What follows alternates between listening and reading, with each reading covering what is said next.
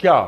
اس آیت کے ذریعے اللہ تعالیٰ سرکار دو عالم صلی اللہ علیہ وآلہ وسلم کو تسلی تشفی دے رہا ہے کہ آپ نے اپنا فرض ادا کر دیا بحسن خوبی کما حقہ، اب آپ چھوڑ دیجئے، انہوں نے دین کو ٹکڑے ٹکڑے کر دیا، انہوں نے گروہ در گروہ اپنی امت کو بنا دیا،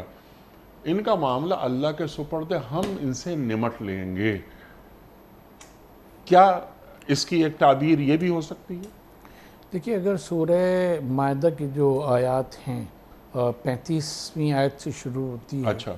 اور تقریباً کوئی 42ویں آیت تک جاتی ہے، جس میں تورات کے لیے کہا گیا کہ ہم نے نازل کی تھی، اس میں حکمت بھی تھی، نور بھی تھا، سب کچھ تھا، اور جو اللہ نے نازل کیا اس کے مطابق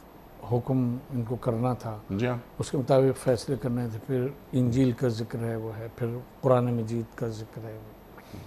بنیادی طور کے اوپر بات یہ ہے کہ جب دین کو یعنی اصل تعلیمات کو میں تفرقہ آ جائے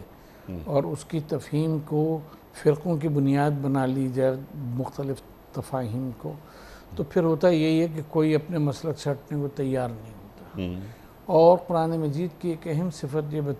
بیان کی گئی کہ اللہ کے قرآن مجید دیگر کتابوں پر مہیمن ہے، جی ہاں، اور مہیمن ہونے کے معنی یہ ہیں کہ ان کی نگرانی کرنے والا، ان میں حشو و زوائد کو دور کرنے والا، اور جو اصل تعلیمات ہیں ان کو باقی کرنے والا۔ یہ پورا کا پورا مہیمن کا مفہوم جو ہے وہ اللہ تعالیٰ بھی مہیمن ہے، اور قرآن مجید دیگر کتابوں پر، شریعتوں کے اوپر مہیمن ہے۔ تو ہے یہ کہ یہودیوں کے لیے بھی اصل راہ یہ تھی کہ وہ اصل تعلیمات کی طرف، جو اصل تورات ہے اس کی طرف پلٹتے، جو انہوں نے اپنے لیے خود کوئی موقع نہیں چھوڑا، بلکہ وہ ربائز اور ان سب کے اس میں پڑ گئے۔ مسیح حضرات کے لیے بھی یہ تھا کہ دین کو اگر انہیں باقی رکھنا تھا تو حضرت مسیح علیہ السلام کے اصل تعلیمات کی طرف واپس پلٹتے۔